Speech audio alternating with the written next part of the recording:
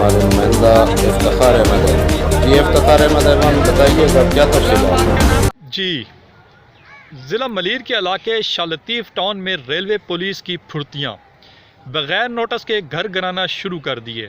جب علاقہ مکینوں سے پوچھا گیا کہ اس کی وجوہات کیا ہے، کیوں یہ گھروں میں گھس رہے ہیں، لوگوں نے بتایا کہ یہ فی گھر سے 1000 روپے لیتے ہیں، نہ دینے پر یہ سنگین نتائج کی دھمکیاں دیتے ہیں۔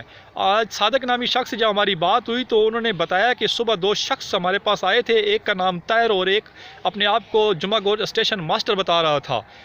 انہوں نے کہا کہ ہمیں ڈی ایس ریلوے صاحب نے بھیجا ہے، ہمیں انہوں نے کہا ہے کہ فی گھر 1000 روپے مکاؤ، نہ دینے پر ان کو ان کے گھروں سے نکال دیا جائے اور ان کے گھر مسمار کر دیا جائے۔ جیسا کہ آپ ویڈیو میں دیکھ سکتے ہیں کہ بہت شکریہ افتخار احمد تفصیلات سے آگاہ کرنے کے لیے۔